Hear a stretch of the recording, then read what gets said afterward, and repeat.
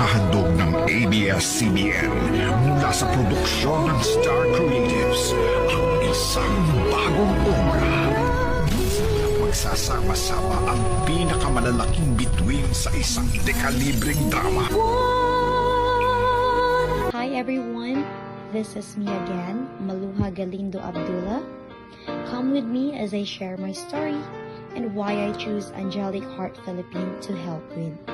So before I share my story, I just want to ask everyone if naranasan nyo na ba mawalan ng taong minamahal nyo sa inyong mga buhay? Because me, yes. I lost my youngest little brother last 2015 and his age was 4 years old that time. And also I lost my father this year only, which is 2023, last March 11. Ever since my youngest brother died, mas naging malapit ang puso ko sa mga bata.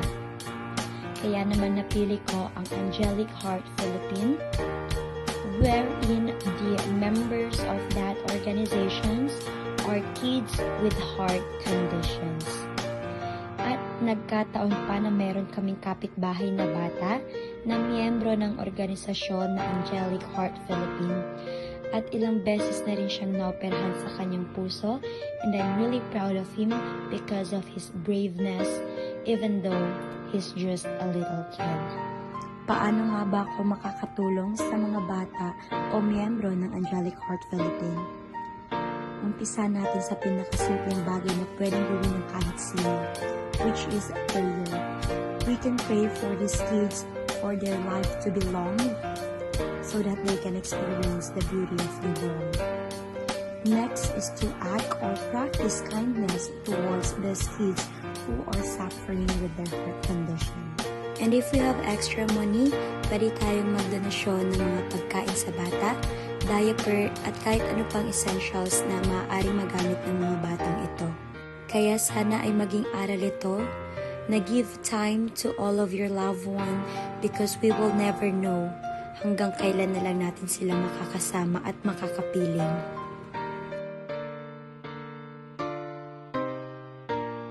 Good day and Assalamualaikum. This is Datrias Alon at ito po ang aking entry sa ating Giving Back to Our Community Challenge sa Mental Health Challenge. Bilang isang estudyante, I became aware of a bad experience in life. Dahil doon, ako ay nagkakaroon ng interest na tumulong sa ibang tao. Not even now, but naniniwala ako na balang araw makakamit ko rin ang aking gusto na makatulong sa ibang tao. If I given a chance to help my community, gusto ko pong tulungan ang area ng mga farming, kung saan po nakikita ko po ang aking sarili sa mga kabataan dito, dahil po ako ay isang batang namulat at lumaki at binuhay ng isang farming. Very difficult to accept, think, and look at sa mga taong hirap sa pang-araw-araw na pamumuhay. At dahil sa walang sapat na pera, panggastos, at pang-aruga sa mga kabataan, nawawalan din sila ng edukasyon. So one day, I will promote this area para sa gayon, no one suffers, loses educations, and loses their own dreams. Kaya ako ay nag-aaral ng mabuti because one day, all the young people who live here will be given a better future. Bata man ako sa paningin ng maraming tao, ngunit hindi iyon makakahadlang sa akin para tuparin ko insyaAllah ang pangarap ko na makatulong at mabigyan ng magandang kinabukasan ang ibang mga kabataan. At para sa akin, ang natutunan ko sa challenge na ito ay walang imposible sa taong may tiwala sa sarili at sa taong may pangarap sa buhay. At hindi sapat na dahilan ang kahirapan para tayo ay huminto, sumuko at tumigil na mangarap. Dahil palagi ako naniniwala sa kasabihan kong no one will suffer in a community if they're a good-hearted people. At yun lamang po. At maraming salamat. Again, ako po si Dato Yes Alon, Warrior Wolves. Hello guys, Assalamualaikum. It's me, Bors G1T. This is Team Pusanggala. Ito yung Mental Health Challenge Edition 2, The Face of Maguindanao, Giving Back to the Community. So kung sakasakali na mabigyan ako ng pagkakataon tumulong sa ating mga kababayan, anong part ng area ba ito at bakit and papaano ko gagawin? Kung bibigyan man ako ng pagkakataon na tumulong, ito yung lugar ng Dato Saudiang Patuan, Maguindanao, kung saan may parte ito na tinatawag na evacuation center na dito natin matatagpuan yung mga taong gusto kong tulungan. Bakit?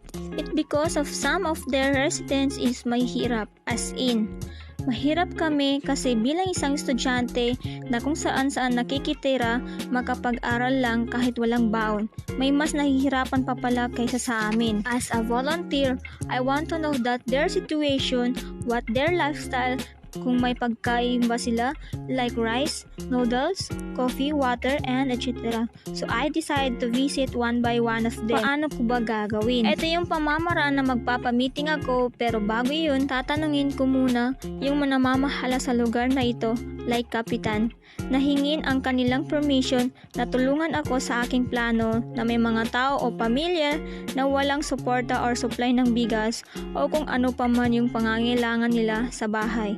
And another issue is about sa mga batang lansangan na hindi nakakapag-aral dahil kapos na kapos sila sa buhay. Kaya gusto kong magsilbing gabay nila sa panahon na magkaroon ako ng opportunity na maging isang guro sa kanila kahit papaano ay may matutunan sila sa akin. Bilang isang nagpupursiging estudyante, natutunan kong ibahagi sa lahat ang aking kakayahan, ibahagi sa mga bata ang aking kaalaman bilang isang volunteer sa murang edad na to. Katutunan kong mas mahalin ang aking mga kababayan at magbigayan ng tulong kahit paunti-unti lamang. Dumarating sa iyo, gawin mong aral at inspirasyon para mas maging matatag ka sa mga susunod na panahon. Once again, this is Bors G1T, your mental health challenger, Team Pusanggala. Assalamualaikum warahmatullahi wabarakatuh. My name is Bea Mustafa and this is Team Tiger. Ang lugar na gusto ko pong tulungan is Barangay Boyanda Tupiyang. At bakit? Dahil tulad natin na mga Muslim, kinakailangan talaga natin na may mosque para sa pagsalahan. Kaya ko sila gusto tulungan dahil po malayo po sa kanila ang mosque. Tapos ang mosque na gusto kong tulungan nawasak ng pakipagbarilan dati. Hindi nila ito kayang ipaayos dahil po sa hirap din ng buhay. Kaya ko po silang gustong tulungan. And para sa akin, kung mabibigyan man ako ng pagkakataon na para tulungan sila, gagawin ko ang lahat ng makakaya ko para sa kanila dahil alam ko ang pakiramdam ng walang mosque. Katulad namin, na walang mosque, nahihirapan mag-isala dahil po napakalayo ng mosque dito sa amin. Lalo na't wala akong sariling sasakyan. Tapos minsan-minsan lang ang pagdadaan ng mga iba't ibang motor dito sa amin. And para sa akin, napakalaking tulong ito sa isang tao dahil po marami ka pang pwede matulungan at mapupuntahan ng aral. And for me, napakalaking aral na natutunan ko dito sa challenge na ito. Dahil po, marami ka pang pwedeng tulungan na ibang tao. Natututo ko tumulong at magmahal sa kapwa. I know the feeling of being poor. Sometimes we can eat. We just hunger.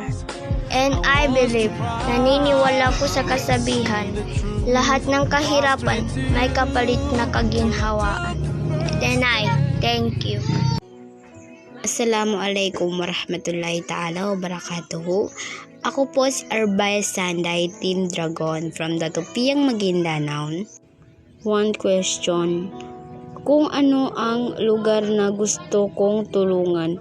Ang lugar na gusto kong tulungan is Barangay Boyanda Tupiyang dahil po nasasaktan ako tuwing nakikita ko ang mga batang kalye.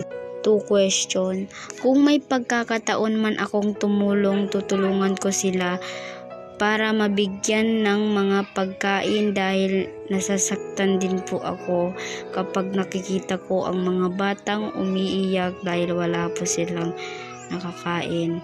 Sila yung mga batang kulang sa pagmamahal ng magulang. 3 question. Ano ang aral na natutunan mo dito? Para sa akin, napakalaking aral na natutunan ko dito mula ng pagsali ko sa challenge na ito. Dahil po maraming aral na matutunan dito na nakakatulong sa aking buhay. And naniniwala ko sa kasabihan, kung may tiwala ka sa sarili mo, pagsisikapan ito. Dahil po malay mo, ito ay magkakatotoo. And I'm thank you. Salamat and sukran. Sa ngalan ng Muwen Travers, Assalamu alaikum. Today's video, I'd like to present the Faces of Maguindanao Community Challenge.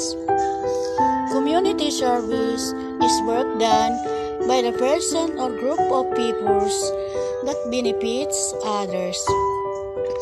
I am Baytayan Tayuan at bilang isang individual, ako ay nangangarap na makaahon sa hirap at magtagumpay sa buhay upang makatulong sa mga nangangailangan at makapagserbisyo sa community. Kung sakasakaling ako ay mabigyan ng pagkakataon, babalikan ko ang lugar na aking pinagmulan, kung saan dito ako ipinanganak, lumaki at nagkaisip. Bilang pangunahing hakbang, aalamin ko ang kakulangan sa Papandayan community. Ang pagpapanday ay isang marangal, ngunit mahirap at mabigat na trabaho.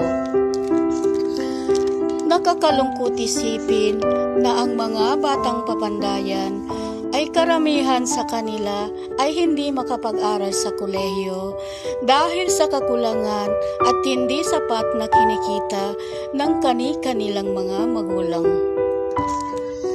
Kung sakasakali, ang aking misyon, magdodonate ako ng mga kagamitang elektriko upang mapagaan ang mga trabahong Papandayan. At magbibigay rin ako ng school supplies sa mga batang Papandayan maging sa kalapit na lugar.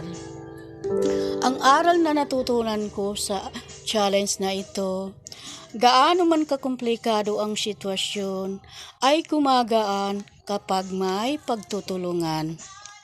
Good day and Assalamu alaikum. This is Team Ligaw na Pusa. And this is my entry video about giving back to my community, Mental Health Challenge Edition. And every time I'm coming back in this place, I remember when I was a child. And when I was a child, I never experienced to join and to play in other child because my mother was early dead. In that case, maaga akong naging ulila sa aking ina at sa pangyayaring yan, maaga din akong naging working student para matustusan lang ang aking pag-aaral. And if I had a chance to contribute myself, I will contribute myself to my community, which is Barangay Ulandang, Midsayap, North Cotabato. Because I want to show to my community my ability to help, and I want to give inspiration to them. And also, I will use my voice to influence the youth, because in that way, they can mass empower themselves to do the good things, especially their dreams in life. I'm still hanging on, 'cause you are the reason why my heart is still up. And for me, I've learned how much you empowered yourself in every struggles, difficulties, and challenge in life. Because I believe. Just keep dreaming and pray to God, which is Allah, because someday Allah will give your dream overpowered. And I thank you.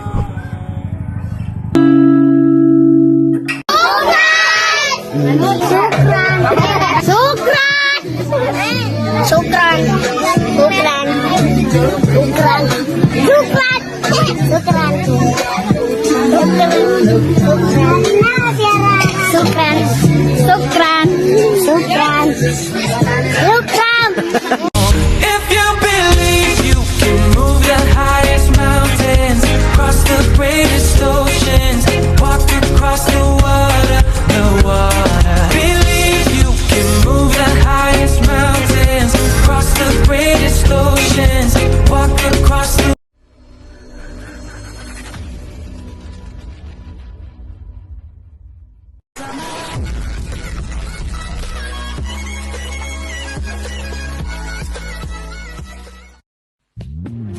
Hi everyone and Assalamualaikum, especially to Sir Moyen Cambo.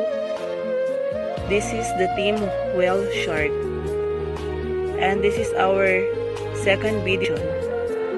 So pinilit ko talaga pumunta sa aming lugar para makunan ko siya ng actual video.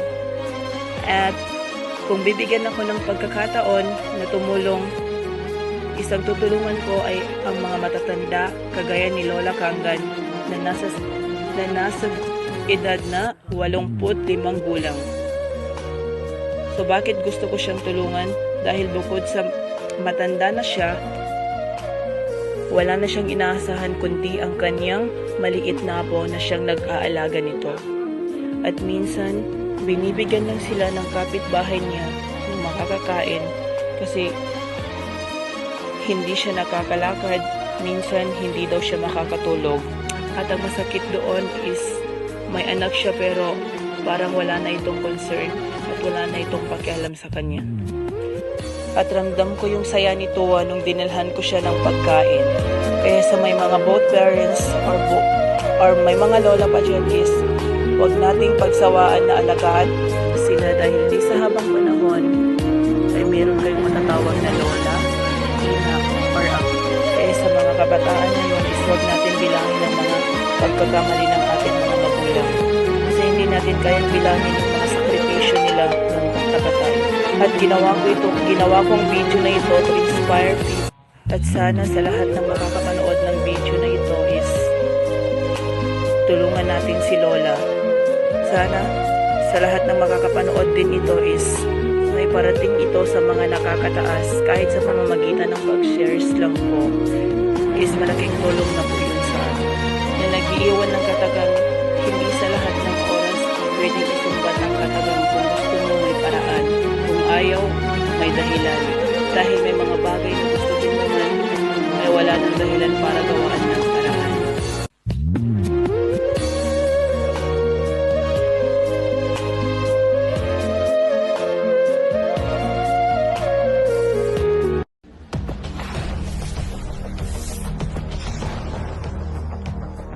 Assalamualaikum, this is Team Kogar and this is my entry video about giving back to our community Mental Health Challenge Edition. Isa ako sa kabataang pinagkaitan ng pagkakataon na makapagtapos ng pag-aaral dahil sa kahirapan ng buhay. Kaya ang lugar na gusto kong tulungan ay ang lugar ng Barrio B kung saan ang mga bata doon ay hirap mag-aral dahil sa katamaran, kakulangan sa mga kagamitan dahil sa kahirapang kinakaharap ng baryong iyon. At dahil sa kulang sa pagtitiwala sa sarili, itatatag ko ang charity event na Edukasyon para sa Lahat Foundation. Plano pa lamang ito, ngunit malaking opportunity ito para sa kinabukasan ng mga batang hindi makapag-aral. Edukasyon para sa Lahat Foundation. Nais kong tulungan ang foundation na ito dahil nagbibigay ito ng oportunidad sa mga kabataan mula sa mga less privileged na komunidad na makakuha ng dekalidad na edukasyon. Ito ay isang hakbang upang mabigyan ng pantay-pantay na pagkakataon ng bawat bata. At dahil sa responsibilidad ko sa pamilya, alam kong hindi ko ito kayang gawin ng mag-isa. Kaya inaasahan ko na isa sa mga kapatid ko magpapatuloy ng advocacy na pinapangarap ko sa mahal kong bayan. Kaya gagamitin ko ang aking kapatid na nag-aaral ngayon ng kursong edukasyon para makatulong sa mga batang taga Barrio B. Ilalagay ko ang aking focus sa fundraising para sa scholarship programs at educational resources. Gusto kong mag-organize ng mga event at online campaigns upang makalikom ng pondo na makakatulong sa pagpapaaral ng mas maraming kabataan dahil ito ay aral para sa hinaharap. Sa pamamagitan ng pagtulong sa edukasyon, natutunan ko ang bawat individual, anuman ang kanilang background, ay may potensyal na magtagumpay sa buhay kapag binigyan ng tamang suporta at edukasyon. Ito ay aral na nais kong ipasa sa mga susunod na henerasyon na ang edukasyon ay makapangyarihan at dapat maging karapatan ng lahat. Sa pagtulong sa Charity Foundation para sa edukasyon, natutunan kong ang bawat donasyon at suporta ay may malaking epekto sa kinabukasan ng mga kabataan. Ang munting ambag ng bawat isa ay maaaring magbukas ng malalaking oportunidad para sa kanilang hinaharap. Ito ay nagtuturo sa akin ng halaga ng pagtutulungan at ang potensyal na edukasyon bilang instrumento para sa pag-angat ng buhay ng iba, at ang kahalagahan ng pagkakaroon ng malasakit sa kapwa at pagtutulungan para sa pangkalahatang kaunlaran. Ito ay isang halaga na mahalagang ipasa sa mga darating na henerasyon upang mapanatili ang pag-unlad at pagkakaisa ng komunidad. And I can say, everybody can be great because anybody can serve. You don't have a college degree to serve. You don't have to make your subject and verb agree to serve. You only need a heart that's full of grace, a soul generated by love. Assalamualaikum and thank you.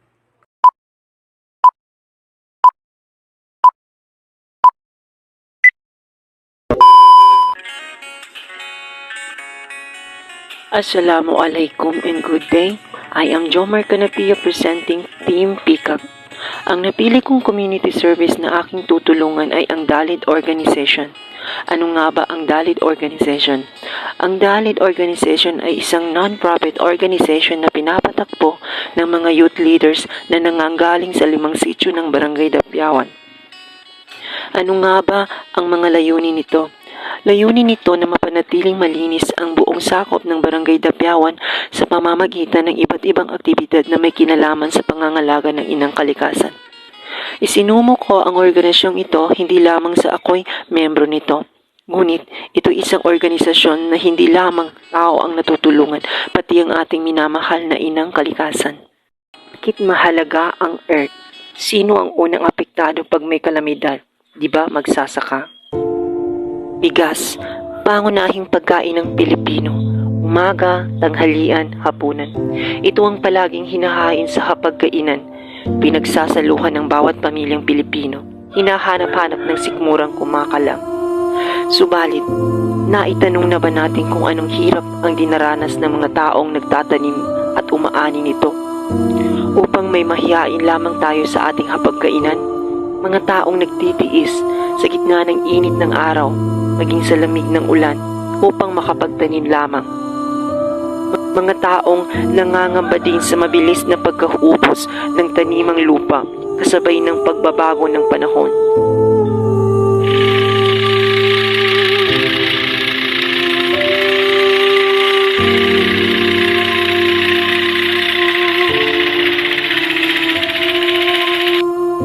Naway sa aking ginawang video ay magising tayo na ating alagaan ang inang kalikasan para sa susunod na henerasyon ay malanghap nila ang sariwang hangin. Naway magsilbing aral din ito na bigyan natin ng pagpupugay ang mga magsasaka sa kagitingang kanilang ginawa sa ating bayan. Ang natutunan kong aral dito ay dapat huwag tayong maging pabaya sa ating kapaligiran dahil tayo rin ang maapektuhan sa huli at magsilbing babala ito. Naway maging mabuting ehemplo rin tayo sa ating kababayang magsasaka.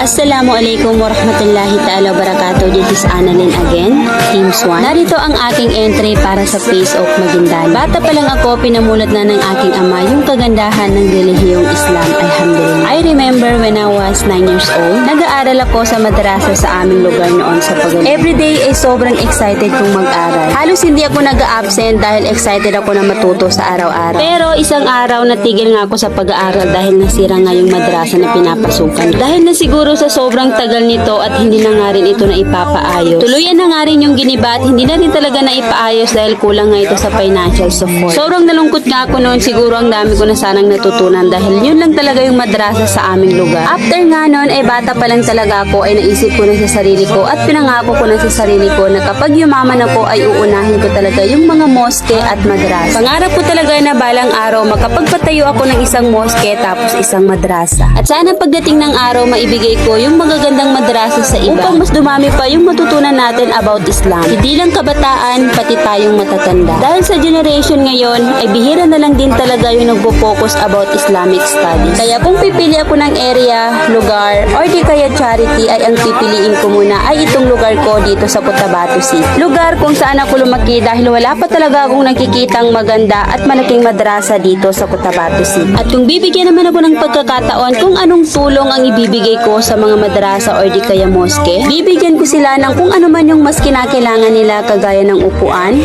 lamesa, mga notebook, at mga hijab, or kung ano-ano. Bawat barangay na walang moske ay patatayuan ko upang magpursige ang ating mga mamamayang mag-aral about Islam. Insyaallah, pagagandahin ko yung mga moske at madrasa nila at lahat ng kulang ay ibibigay ko, insyaallah, kapag kaya ko na ang lahat. At sa advocacy kong ito, ano ba yung aking natutunan? Ang aking natutunan ay gumawa ka ng mabuti. Patuloy na gumawa ng kawang-gawa na nangangahulugan na patuloy ang gantimpala. Kahit na ikaw ay pumanaw na dito sa mundo at bumalik na sa Allah subhanahu wa ta'ala, ay magpapatuloy pa rin ang gantimpala na makukuha. Alhamdulillah. Muli, ako nga po pala si Annalyn Senda, Team Swan, na naniniwala sa kasabihang, Dunya is not a resting place. It is a testing place. And I thank you. A'udzu billahi minasyaitonir rajim. Bismillahirrahmanirrahim. Assalamualaikum warahmatullahi ta'ala wabarakatuh. Magandang araw at mapagpalang araw sa ating pong lahat. Narito ang aking kasagutan sa tatlong katanungan. Ang aking kasagutan sa unang tanong ay ang gusto kong tulungan na lugar ay mismong lugar ko. At dahil balang araw gusto kong magpatayo ng madrasa at ipapaayos ko ang mosque namin dito sa Purok Basak, Barangay Magon, Tantangan, South Cotabato. Marahil ang mosque po namin sa kasalukuyan ay gumuguho, humihina sapagkat mahigit 20 taon na itong napapakinabangan. Sa pangalawang tanong, ang aking kasagutan ay ang gagawin ko sa aming lugar ay lahat ng mga bata dito sa amin ay gusto ko silang suportahan sa pag-aaral ng Arabic na kung saan sarili namin mismong relihiyon, turuan silang magsambayang at kahit anong mga bagay na legal at tungkol sa relihiyong Islam at pagsamba sa nag-iisang Diyos. Sa pangatlong katanungan, ang aking sagot ay ang nakuha kong aral ay napakahalaga at napaka-importante. Ang may alam tungkol sa ating sariling relihiyon, sariling pananampalataya na pananampalatayang Islam para maging baon natin ito sa kabilang buhay. Sa katotohanan, ang pag-aaral at pagsasaliksik sa ating relihiyon, lalo na sa aming relihiyong Islam, ay hindi ibig sabihin na sa kabilang buhay lang ito nagagamit. Ngunit, ang relihiyong Islam o kahit anong relihiyon sa atin na iba-ibang paniniwala, ang bawat relihiyon ay nagagamit natin dito sa dunya, dito sa mundo, hanggang sa kabilang buhay. At sa bawat yugto ng buhay ay may kakibat na pananampalataya sa ating sariling relihiyon. Ang pinakapunto ko po dito ay kung paano tayo magtulungan at paano tayo lumingon sa ating pinanggalingan. Dahil sabi nga ng ating pambansang bayani, ang hindi lumingon sa kanyang pinanggalingan ay hindi makakarating sa kanyang paroroonan. Dito lang po, maraming salamat. Assalamualaikum warahmatullahi ta'ala wabarakatuh.